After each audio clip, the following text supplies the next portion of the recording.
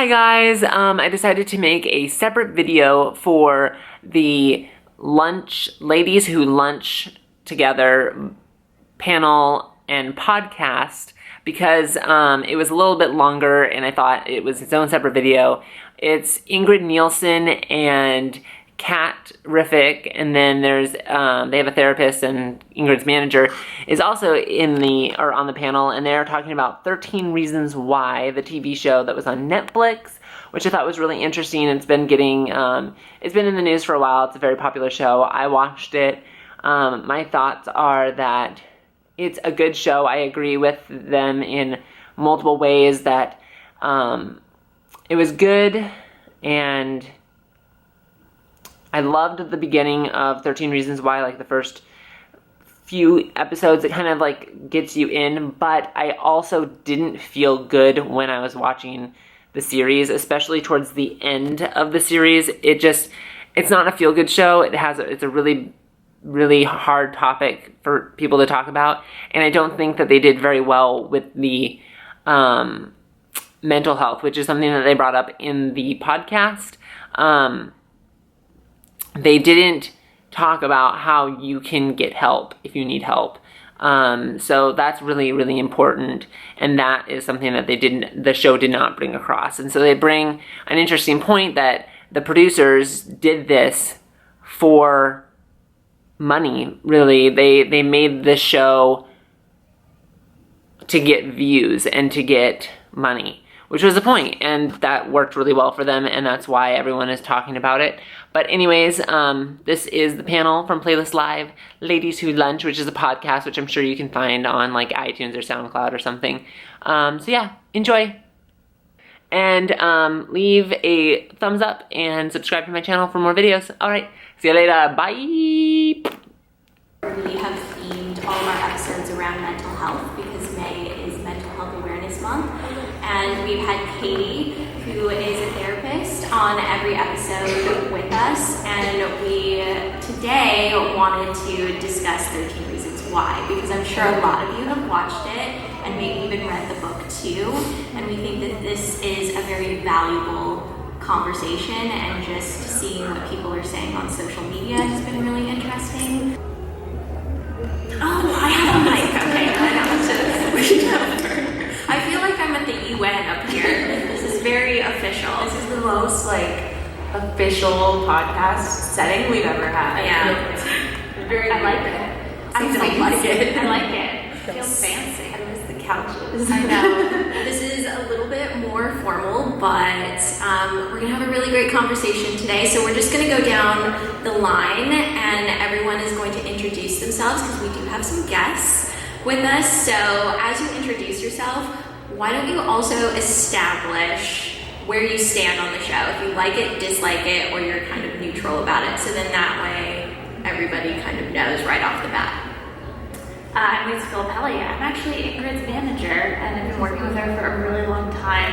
I'm also a producer, and I represent a lot of talent in the space, and Ingrid and I had quite a few conversations around the show, because I felt very passionately about it, and I felt like it was a really important topic that was handled very poorly. So that's where I stand. So Lisa doesn't like it. I want to say I didn't like it. I loved the show until the last 3 episodes, and I was horrified. I was like, oh my god. But we can get into that. So yeah. Kat. I'm Kat, and if you're listening to this podcast, you should know that. I started off loving the show and failing to see why it was problematic, but after reading a bunch of articles and talking to some people, I've come to see there are a lot of major issues with it that I don't like, which we will go into, but I also think there's some good in it. So I'm mixed. I looked at you and I realized I'm next. Okay, I'm still kind of waking up here. So I have a really neutral position on this. If I didn't have to watch the show because we wanted to do an episode of the podcast around the show, I probably wouldn't have continued watching it. One, because it was really difficult To watch, like, I just felt crappy every time I walked away from it, and often I felt like I had to take a break in the middle of just watching one episode. But I do think that there are some really valuable conversations to be had here, and I think there are some irresponsible things, and I also think that there are some really realistic things too, and I think that's worth talking about, and that is even more valuable than being entertained.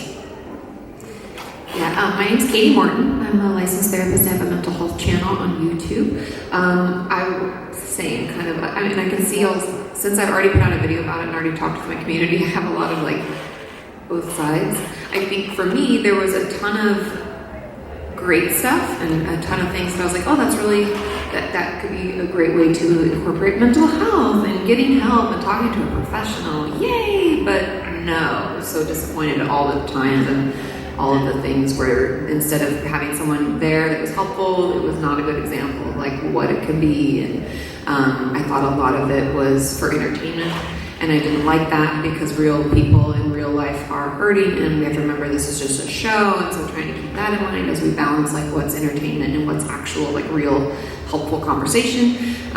So yeah, but I also thought that like when I spend my free time, I don't like to do it in something that makes me feel worse, and this definitely made me feel worse. So Yeah, I did totally. it was like a job to get through every episode. So, and then I had to wash my brain with some reruns of Friends and Sex and the City. Never assume that I have depression and anxiety, Totally. all of these things, and whenever I talked about it, you know, when I was younger with people, they'd be like, what? Yeah. You seem fine. And it's like, so I really liked that aspect of it, and so it just kind of made me enjoy the show because I kind of related to that. I totally, I mean, I think, like, my teen experience wasn't dissimilar to Hannah's, to be perfectly honest. Like, I was bullied to the point of, like, switching schools when I was in the 8th grade. It was, like, awful for me. And I think because I had all of the other extracurriculars, it was no one knew that I was so unhappy. And because I have 2 sisters with mental illness, like serious mental illness, it was like never a focus for my family, which was always really tough. But I think that like there is a stigma around what is depression, what is anxiety, like who has it worse than the other person. And when you are a teenager, and one of the things that like I think I talk about the most is the lack of perspective that you can have as a teenager versus an adult. Like as an adult, I found the show incredibly difficult to watch. As an adult who's gone through depression and anxiety problems as a teenager, I now have the perspective to understand what I went through wasn't nearly as bad as it could have been, or as it was at the time. I have that perspective now. But if you're a teenager in a moment of crisis and you watch this and you see this girl getting revenge and it being justified, it's a rewarding series for someone who's going through a really hard time. And like that's the thing that really upset me. That if I was in a moment of crisis in my own life, how would this have had affected me? I don't think that was proper grammar. The impact of it. Yeah, that makes a lot of sense. I think, and I heard my audience. I think my audience members are out here. I heard you in the comments because I didn't like it, and I like even would almost push it to like the hate word. Like I disliked the show so much. I was so frustrated when it was over, and a lot of my audience members were like, "Well, it really showed what it was like," and I was like, "Yeah, but we're following." If any of you haven't watched the show, I'm sorry, but like. Clay, you're following Clay, who is essentially Hannah's best friend, I would venture to say, and turns out being a crush on, like, as you move through it. But you're watching all these other people listen to the tapes, which are really hard to hear, and it's all the stuff that we like, right? I think that's the good part, is like, okay, it's really depicting someone who really has depression, because depression doesn't look like a crying person in a corner all the time. It could be, I'm smiling at school because I don't want people to ask me about it, because I don't know what to say. So I like that, but then we're following Clay, we're following, all these other characters as they go through the different tapes, and in that time, there was no mention of mental health. The only person that ever said anything was Clay's mom, saying maybe he should get on the medication again, and then, maybe even the talk therapy help, but no one talked to Clay.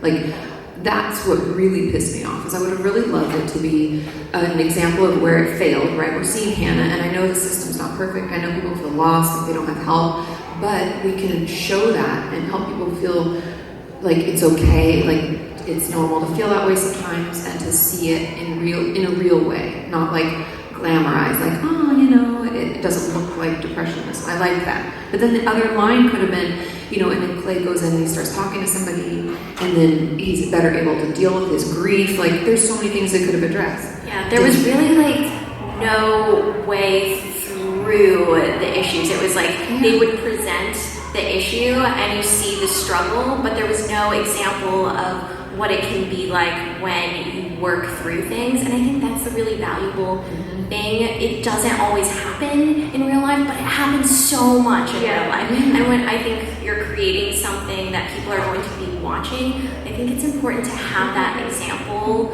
of hope.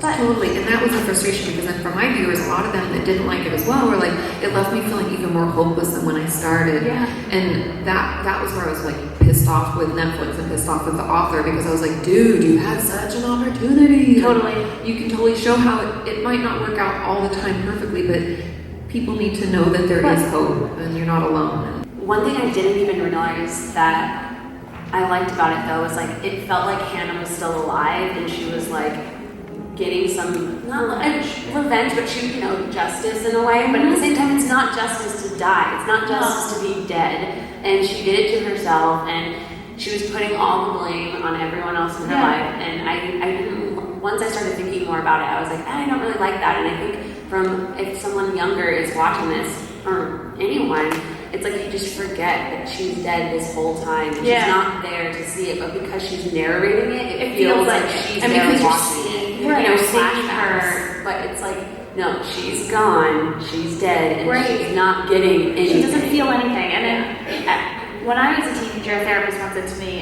you know, suicide is a permanent solution for a temporary problem. And it's one of those things, like, it stuck with me my entire life, like, oh, you're right. Like, you're going to get through this. Like, you're going to feel like, did we talk about this, Ingrid, or were we talking about how teenagers don't understand the consequences of death? Cognitively, is that correct? Right. That they don't fully understand, when you're a teenager, you don't fully understand yet the full permanence of death. I wouldn't know exactly because everyone's development is on a different track. I think that what we know as teenagers, and this is what gives, you know, what, like, you'll get through it, trust me, is that we're really impulsive. Because we're not fully developed. We don't, like, we're talking like as adults, right? We can see, oh yeah, that would have been really And hard. we might have had examples in our life of, you know, somebody dying and recognizing that it is permanent. It's not something where, you know, the person is like coming back from a vacation. Yeah. Like they're gone. I don't know if it was an accurate representation. You're right. Yes, mental health in this country is not great. You know, it's horribly stigmatized and it's not discussed, and it's like this thing that we don't do. But I think I can't even remember how my high school handled it because I'm from a very small town as well.